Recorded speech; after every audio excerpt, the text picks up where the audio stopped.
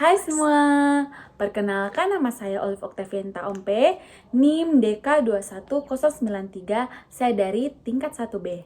Dan saya Clara Claudia Langgari dengan NIM DK21017 dari tingkat 1A. Di sini kami telah menyelesaikan tugas patofisiologi, yaitu membuat video animasi tentang sistem imun.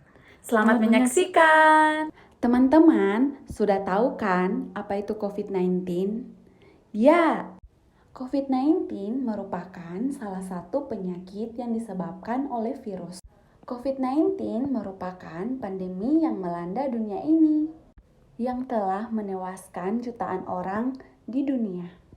Maka dari itu, semenjak pandemi masuk ke Indonesia, pemerintah memberikan himbauan kepada kita untuk melakukan protokol kesehatan tertentu yang bertujuan untuk menjaga kekebalan tubuh. Kekebalan bagaimana sih maksudnya? Apa hubungannya kekebalan tubuh dengan pandemi COVID-19? Nah, pada video ini kita akan membahas mengenai imunitas yang meliputi pengertian, fungsi, dan pengelompokan. Nah, sebaiknya kita pahami dulu, apa sih imunitas itu? Imunitas disebut juga imun, kekebalan tubuh, atau daya tahan tubuh. Namun, pada video ini kita akan menggunakan istilah imunitas. Jadi, apa itu imunitas? Imunitas dapat diartikan sebagai resistensi atau perlindungan diri dari penyakit yang disebabkan oleh patogen. Sistem dalam tubuh yang terlibat dalam imunitas dapat disebut juga sistem imun. Sistem imun juga dapat diartikan sebagai sistem pertahanan dalam tubuh berupa sel jaringan yang digunakan untuk melindungi tubuh dari infeksi penyakit oleh patogen. Selanjutnya, apa sih yang dimaksud dengan patogen? Patogen adalah agen penginfeksi yang dapat menyebabkan penyakit. Patogen berupa virus, bakteri, protista, jamur, dan agen penginfeksi lainnya. Jika agen-agen tersebut masuk ke dalam tubuh, maka agen-agen tersebut disebut antigen. Nah, antigen ini merupakan molekul asing yang dapat dikenali oleh sistem imun. Kemudian, sistem imun akan membentuk antibodi untuk melawan antigen tersebut. Antibodi sendiri merupakan protein spesifik yang dihasilkan sistem imun untuk melawan antigen. Sudah jelaskan apa itu patogen, antigen, dan antibodi? Selanjutnya, kita akan membahas fungsi sistem imun. Imunitas berfungsi untuk menjaga sel-sel inang dari infeksi patogen yang dapat menyebabkan kerusakan bahkan kematian. Nah, sel inang yang dimaksud adalah sel yang diserang oleh patogen. Selanjutnya, kita akan membahas mengenai pengelompokan imunitas. Imunitas dibedakan menjadi imunitas bawaan dan imunitas adaptif. Yuk kita bahas satu persatu. Imunitas bawaan atau innate immunity adalah merespon patogen dengan cepat dan aktif setelah terjadi infeksi yang disebabkan oleh patogen, baik patogen yang pernah dijumpai sebelumnya ataupun yang baru, sehingga disebut juga imunitas non-spesifik. Kenapa non-spesifik? Karena tidak ditunjuk untuk melawan antigen tertentu, tetapi dapat memberikan respon langsung terhadap berbagai antigen.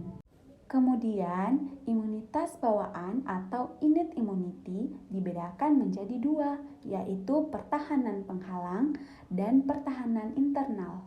Pertahanan penghalang atau pertahanan eksternal merupakan pertahanan terluar atau pertahanan pertama terhadap patogen yang terdiri dari kulit, membran mukosa, dan sekresi.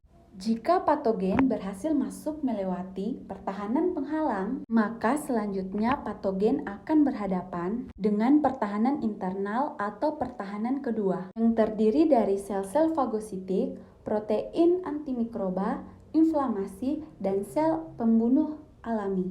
Selanjutnya, imunitas adaptif akan dijelaskan oleh teman saya Clara. Baik, nah selanjutnya apa sih yang dimaksud dengan imunitas adaptif?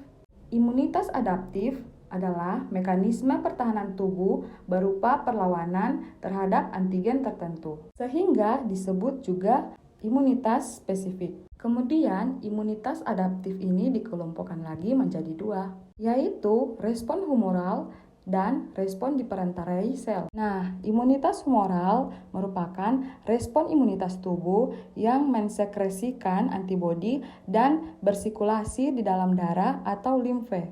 Dinamakan respon humoral karena darah dan limfe disebut juga sebagai humor tubuh, di mana humor adalah bahasa Latin yang artinya cair.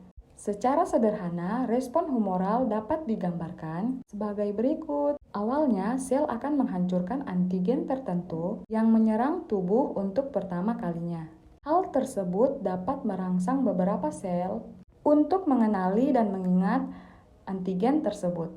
Dan pada akhirnya akan mengekskresikan antibodi jika patogen pertama datang untuk menyerang kedua kalinya. Kemudian, antibodi tersebut dapat bersirkulasi di dalam darah atau limfe dan akan melawannya tanpa proses pengenalan terlebih dahulu. Sedangkan respon yang diperantarai sel merupakan respon imunitas tubuh yang melibatkan sel-sel T sitotoksis yang dapat mengenali dan menghancurkan patogen yang merugikan. Secara sederhana, mekanisme pengenalan antigennya hampir sama dengan respon humoral. Namun, yang membedakannya adalah aktifnya sel T sitotoksis yang dapat melawan patogen dengan cara menghancurkan sel-sel yang terinfeksi oleh patogen tersebut.